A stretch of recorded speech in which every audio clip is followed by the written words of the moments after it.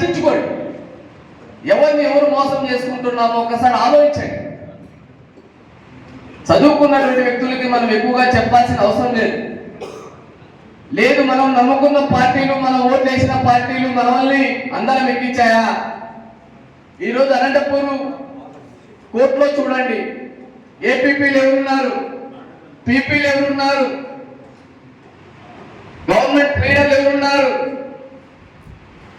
లాస్ట్కి ఏది పలానా బ్యాంకుకి పలానా కార్పొరేషన్కి లీగల్ అడ్వైజర్ కావాలంటే ఎవరున్నారు? మనకు చదువు లేదా, జ్ఞానం లేదా, ఐపీసీ తెలియదా? కానీ ఎవరున్నారు? ఇది ఒక్కసారి ఆత్మ పరిశీలన చేసుకోండి. ఎందుకంటే ఇక్కడ పొద్దుపోక మనం న్యాయవాదులుగా రాలేదు. ఆ బాధ ఎంత ఉంటుందో తెలుసు. ఎప్పుడన్నా కోర్టే కొలిస్తే కేఫ్ కార్డు తెలుస్తూ ఉంటుంది. ఒక 10 మంది వస్తే కాఫీ తాపలేని పరిస్థితిలో ఉంటారు మన మిత్రులు. ఆ బాధ మనకు తెలుసు.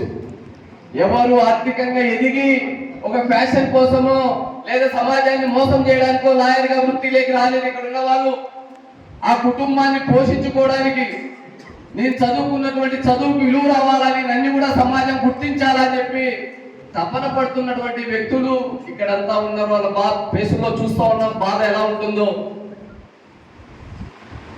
కోర్టులోకి వెళితే ఆ వాతావరణం, నేను యూనివర్సిటీలో చదువుకున్నప్పుడు అక్కడ తెలుసో తెలియకో ఒక వర్గం మీద దాడులు చేసి కేసులు నమోదు చేసుకుంటే కోర్టులోకి వస్తే బెయిల్ ఇప్పించేటువంటి న్యాయవాదులు లేరు. అంటే మీరు కూడా రెడ్లని కొడతారా, మీరు కూడా చౌదల మీద దాడి చేస్తారా అని చెప్పి మాకు తెలియదని ఇది స్వయంగా నీ పేసి తీసినటువంటి సంఘటన మీ ముందు ఉంచుతున్నా. నేను చదువుకోవడానికి అక్కడ వెళ్ళిండేది.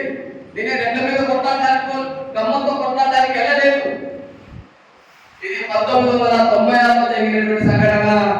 ఆ రోజు మా కేసును వాలంటీర్గా తీసుకున్నటువంటి వ్యక్తి అలానే ఆదినారాయణ గారు. అందుకే ఆయన అంటే మాకు ఇప్పటికీ గౌరవం. ఆ బెయిల్ ఇప్పించి మమ్మల్ని బయటికి తీసినటువంటి మొదటి న్యాయవాదిగా మాకు గుర్తుంది. కానీ ఈరోజు ఇంతమంది న్యాయవాదులు ఉన్నారు.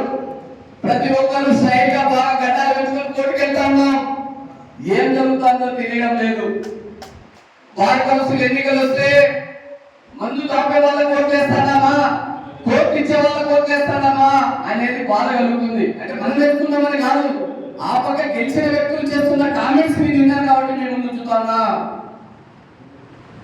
గెలిచిన వ్యక్తులు మాట్లాడిన మాటలు మేము ముందు ఉంచుతున్నా. నేనేమో ఏ పార్టీకి తొత్తు కాదు, ఎవరికి భయపడే వ్యక్తులు కాదు. నా బీసీ బిడ్డ, నా పెద్ద బిడ్డ గెలవాలని కోరుకునేటువంటి బహుజనవాదిని మీరు ముందు ఉంచుతున్నా. నీకు ఆ తమ్ము ధైర్యం ఉంటే బాలాజీని గెలిపించండి. నేను ఏ పార్టీకి వ్యతిరేకం కాదు, ఏ కులానికి వ్యతిరేకం కాదు. నాకు జరుగుతున్నటువంటి, నా జాతికి జరుగుతున్నటువంటి అవమానాన్ని భరించలేక ఈరోజు మీతో మాట్లాడుతున్నా. ఇది ఛాలెంజింగ్ గా తీసుకోవడం చెప్పి ప్రతి బీసీ న్యాయవాదికి, దళిత న్యాయవాదికి, గిరిజనులకి, మైనార్టీ ఎవరున్నా కూడా ఇది మన ఆత్మగౌరవ విధానంగా బాలాజీ గెలుపు తీసుకోవాలని చెప్పి ఒక మిత్రులుగా ఆయనకి సంపూర్ణ సహకారం అందిస్తూ, అదేవిధంగా 5 ఓట్లు వేసేటువంటి అవకాశం ఉంటుంది. రిమైనింగ్ ఓట్లు కూడా ప్రియారిటీలో 2, 3, 4 నలవారికి వేసి గెలిపించి అట్లీస్ట్ ఒక 5 మందిలో 10 మందిలో ఆ 25 మంది బార్ కౌన్సిల్ లో దళితుల్ని, బీసీలని, మైనార్టీని చూడాలని చెప్పి మిమ్మల్ని అభ్యర్థిస్తూ సెలవు తీసుకుంటున్నా. Thank you.